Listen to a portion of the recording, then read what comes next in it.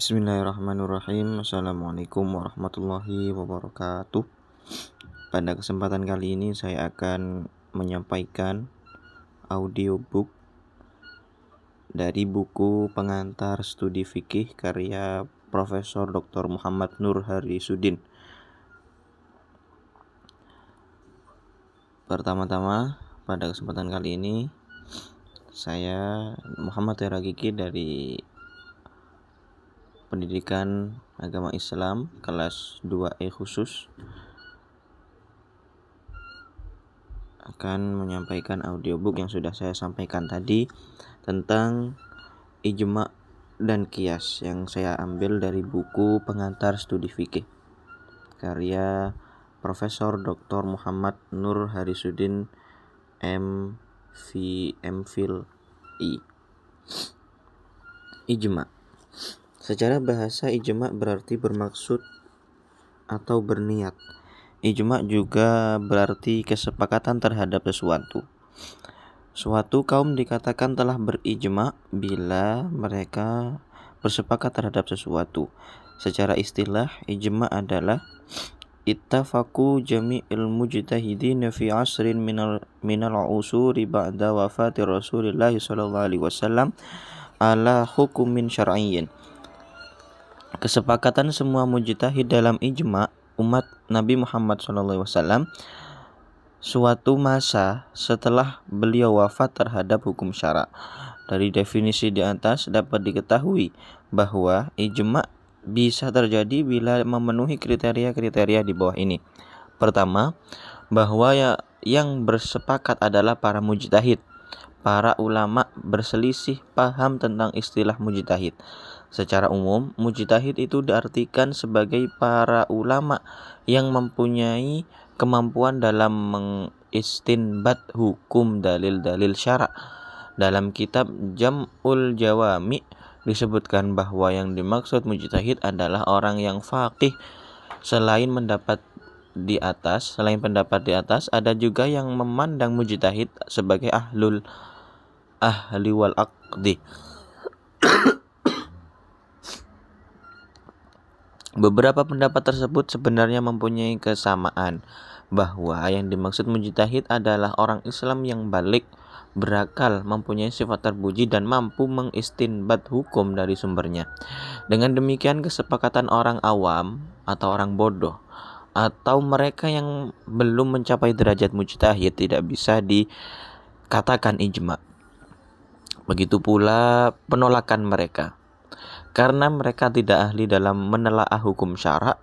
Dalam suatu masa tidak ada seorang pun yang mencapai derajat mujtahid, tidak akan terjadi ijma. Meskipun ada, hanya satu orang ataupun tidak bisa dikatakan ijma, karena tidak mungkin seorang bersepakat dengan dirinya. Dengan demikian, suatu kesepakatan bisa dikatakan ijma bila dilakukan oleh 3 orang mujtahid atau lebih. Kedua, yang bersepakat adalah seluruh mujtahid. Bila sebagian mujtahid bersepakat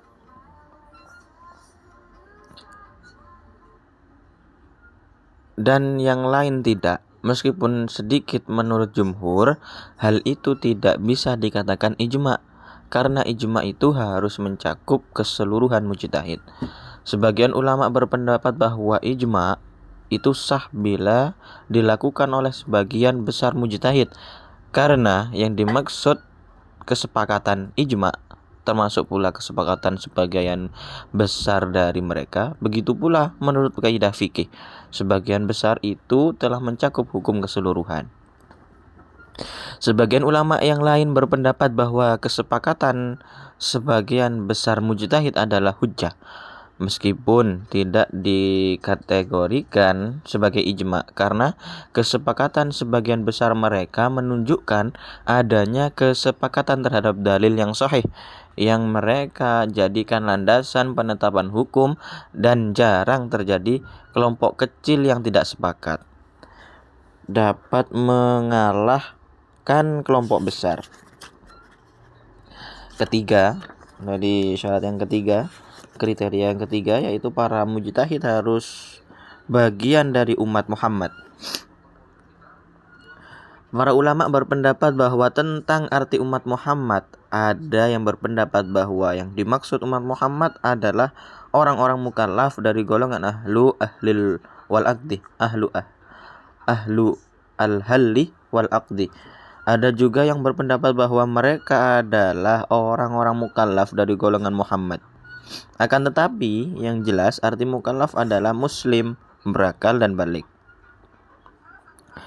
Kesepakatan yang dilakukan oleh para ulama selain umat Muhammad tidak bisa dikatakan ijma. Hal itu menunjukkan adanya umat para nabi lain yang berijma. Adapun ijma dari umat Muhammad tersebut telah dijamin bahwa mereka tidak mungkin berijma untuk melakukan sesuatu kesalahan. Keempat, kesepakatan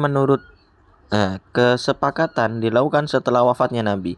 Dengan demikian, ijma itu tidak terjadi ketika Nabi masih hidup, karena Nabi senantiasa menyepakati perbuatan-perbuatan para sahabat yang dipandang baik dan itu dianggap sebagai syariat. Kelima, kesepakatan mereka harus berhubungan dengan hukum syar'i. Maksudnya kesepakatan mereka haruslah kesepakatan yang ada kaitannya dengan syariat, seperti tentang wajib, sunnah, makruh, haram, dan lain-lain. Hal itu sesuai dengan pendapat Imam Ghazali yang menyatakan bahwa kesepakatan tersebut dikhususkan pada masalah-masalah keagamaan. Masalah-masalah agama juga sesuai dengan pendapat Al-Juwaini dalam kitab Al-Waraqat, Syafi'uddin dalam Qawaidul Usul, Kamal bin Hamal dalam kitab Tahrir, dan lain-lain. Secara garis besar, bila dilihat dari cara terjadinya ijma, ada dua macam. Pertama, ijma sharih dan ijma. Ijma sharih. Dalam ijma ini, semua mujtahid melakukan pendapat mereka masing-masing kemudian menyepakati salah satunya. Hal itu bila semua mujtahid berkumpul di suatu tempat kemudian masing-masing mengeluarkan pendapat terhadap masalah yang ingin diketahui ketetapan hukumnya. Setelah itu mereka menyepakati salah satu dari berbagai pendapat yang mereka keluarkan tersebut. Selain itu, bisa juga pada suatu masa timbul suatu kejadian kemudian orang mujtahid memberikan fatwa tentang kejadian itu. Mujtahid kedua berfatwa seperti fatwa mujtahid pertama dan mujtahid ketiga mengamalkan apa yang telah difatwakan tersebut. Begitu seterusnya sehingga semua mujtahid menyepakati pendapat tersebut. Kedua, ijma sukuti. Yang barusan ijma sharih, sekarang ijma sukuti. Ijma sukuti adalah pendapat sebagian ulama tentang suatu masalah yang diketahui oleh para mujtahid lain, namun mereka diam, tidak menyepakati ataupun menolak pendapat tersebut. Skema macam-macam ijma bisa dilihat di halaman 69 di buku Pengantar Studi Fikih karya Prof. Dr. Muhammad Nur Haris Sudin. Bagaimana dengan kehujaan ijma? Dalam hal ini pandangan ulama terbelah. Ulama Syiah, Khawarij, dan Nizam dari golongan Mu'tazilah menolak kehujaan ijma. Adapun jumhur ulama menerima kehujaan ijma sebagai sumber hukum Islam. Bagi yang meyakini kehujaan ijma ini terbagi menjadi dua, yaitu ijma sharih dan ijma sukuti. Jumhur telah bersepakat bahwa ijma sharih merupakan hujjah secara qat'i atau pasti, wajib mengamalkannya dan haram menentangnya. Bila sudah terjadi ijma pada suatu permasalahan, maka ia menjadi hukum qat'i yang tidak boleh ditentang dan menjadi masalah yang tidak boleh diijtihadkan kembali. Adapun ijma sukuti telah dipertentangkan kehujahannya di kalangan para ulama. Sebagian dari mereka tidak memandang ijma sukuti sebagai hujjah, bahkan tidak menyatakan sebagai ijma. Di antara mereka adalah pengikut Maliki dan Imam Syafi'i, yang menyebutkan hal tersebut dalam berbagai pendapat. Mereka berargumen bahwa diamnya sebagian mujtahid itu mungkin saja menyepakati sebagian, atau bisa juga tidak sama sekali. Misalnya karena tidak melakukan ijtihad pada satu masalah, atau takut mengemukakan pendapat sehingga kesepakatan mereka terhadap mujtahid lain tidak bisa diterapkan. Apakah hal itu qat'i atau dhanni? Jika demikian adanya, tidak bisa dikatakan adanya kesepakatan dari seluruh mujtahid. Berarti tidak bisa dikatakan ijma ataupun dikatakan sebagai hujjah. Sebagian besar golongan Hanafi dan Imam Ahmad bin Hambal menyatakan bahwa ijma sukuti merupakan hujjah yang qat'i seperti halnya ijma sharih. Alasan mereka adalah diamnya sebagian mujtahid untuk menyatakan sepakat ataupun tidaknya terhadap pendapat yang dikemukakan oleh sebagian mujtahid lain.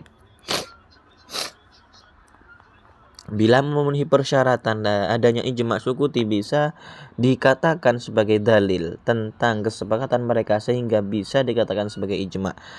Karena kesepakatan mereka terhadap hukum, dengan demikian bisa juga dikatakan sebagai hujjah yang qat'i, karena alasannya juga menunjukkan adanya ijma yang tidak bisa dibedakan dengan ijma sharih. Al-Qurhi dari golongan Hanafi dan Al-Amidi dari golongan Syafi'i menyatakan bahwa ijma sukuti adalah hujjah yang bersifat dhanni. Pendapat ini tampak lebih logis dan rasional karena diamnya sebagian mujtahid untuk menyatakan pendapatnya. Kalau memenuhi syarat ijma sukuti tidak bisa dikatakan sebagai kesepakatan terhadap para mujtahid lain. Akan tetapi boleh dinyatakan diamnya mereka itu antara menyepakati dan tidak. Sikap tersebut sebagaimana telah dilakukan oleh kaum ulama salaf. Mereka tidak melarang untuk menyatakan hak meskipun tidak mampu melaksanakan, dan ada sebagian yang mengingkarinya.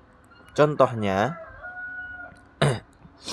ketika Mu'adz bin Jabal melaporkan pada Umar bin Khattab bahwa ia bermaksud menghukum wanita hamil yang melakukan zina. Ia berkata, seandainya Allah menjadikan pada kamu keselamatan pada punggungnya perempuan tadi, maka kamu tidak akan menjadikan bayi perempuan itu jalan keselamatan. Maka Umar berkata, kalau bukan Mu'adz yang berkata, maka Dinar akan memarahinya. Walhasil, diamnya sebagian mujtahid tidak bisa dikatakan sebagai ketetapan qat'i, tetapi bersifat dhanni. Qiyas. Secara bahasa, qiyas adalah pengukuran sesuatu dengan yang lainnya atau penganyaman sesuatu dengan sejenisnya. Secara istilah, qiyas adalah memindahkan. Jadi kita sudah berada di bab qiyas, yaitu qiyas adalah pemindahan hukum yang terdapat pada asal kepada furu' atau dasar illat yang tidak dapat diketahui dengan logika bahasa. Adapun Al-Human menyatakan bahwa qiyas adalah persamaan hukum suatu kasus dengan kasus lainnya karena kesamaan ilat hukumnya yang tidak dapat diketahui melalui pemahaman bahasa secara murni. Dengan demikian, qiyas adalah suatu proses penyingkapan kesamaan hukum suatu kasus yang tidak disebutkan dalam suatu nas dan dengan suatu hukum yang disebutkan dalam nas karena adanya kesamaan dalam illatnya. Qiyas sangat penting di tengah-tengah problem manusia yang terus berkembang. Bunyi nas sudah selesai pada masa Rasulullah SAW. Dengan qiyas, hukum Islam bisa up to date sesuai dengan perkembangan zaman. Adapun tentang kehujahan ijma, terjadi perbedaan pendapat sebagian ulama menggunakan hujjah qiyas. Sebagian lagi tidak menggunakannya. Masing-masing sama-sama menggunakan hujjahnya. Hanya saja dalam pandangan penulis terpendapat yang menerima keujian kias lebih unggul dan lebih kuat. Rukun kias terdiri dari 4 unsur berikut. A. Asal atau pokok.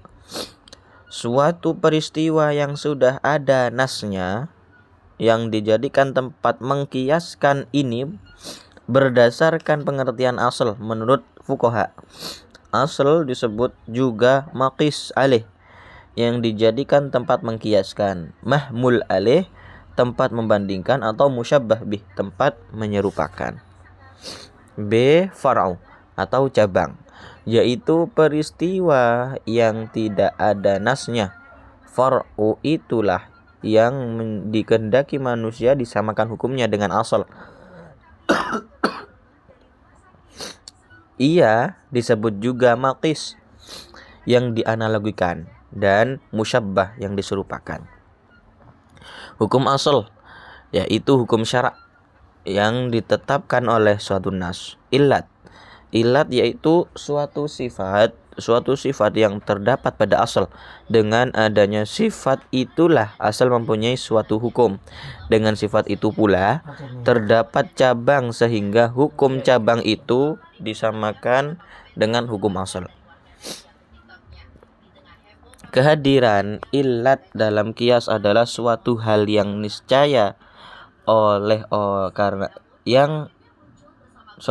niscaya. Oleh karena itu pembahasan ulama lebih banyak difokuskan pada illat. Berikut dengan aneka ragamnya, misalnya tentang sifat illat yang dijelaskan oleh Abdul Wahab Khalaf sebagai berikut. Pertama, illat harus berupa sifat yang dhahir, yang artinya sifat illat harus jelas dan kasat mata. Bukan suatu illat jika sifat terhadap pada hukum itu tidak berupa wasfan dhahiran, sifat yang sahih, sifat yang dhahir. Kedua, illat berupa sifat yang relevan, munasiban dengan suatu hukum syar'i. Sebagai contoh, illat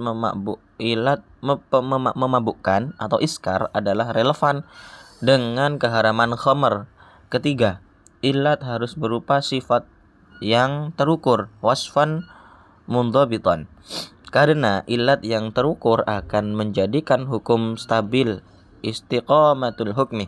Keempat, illat harus bisa digunakan pada kasus lain. Jika ada indikasi illat tidak bisa berlakukan pada kasus lain, itu tidak dapat digunakan sebagai illat. Keempat dari penjelasan Abdul Wahab Khalaf. Bukan. Saya lihat keempat sifat ini yang membedakan illat dengan apa yang disebut usuli sebagai hikmah. Jika illat adalah bersifat mudabbit, hikmah tidak mundabit. Contohnya adalah illat safar bagi kebolehan rukhsah salat jamak dan qashar dalam perjalanan. Safar adalah suatu yang mundabit, terukur dan berlaku bagi siapa saja yang melakukan masafatul qasri. Adapun hikmah yang berlawanan adalah safar adalah dhaf'ul musyaqqat, menghilangkan kesulitan.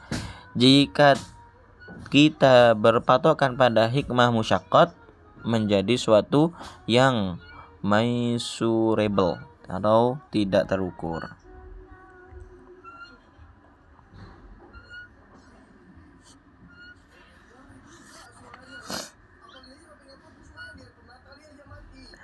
Para ulama juga membagi kias dari aspek kuat dan mudah memahaminya dengan kias jali dan kias khafi.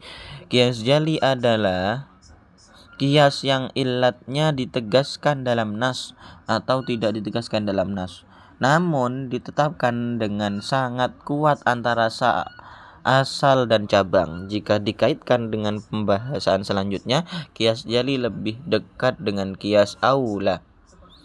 dan kias musawi. Sementara kias khafi adalah mengkiaskan dengan illat yang belum dapat dipastikan pembeda antara asal dan cabang. Kias khafi lebih dekat dengan kias al-adna sebagaimana pembahasan sebelumnya.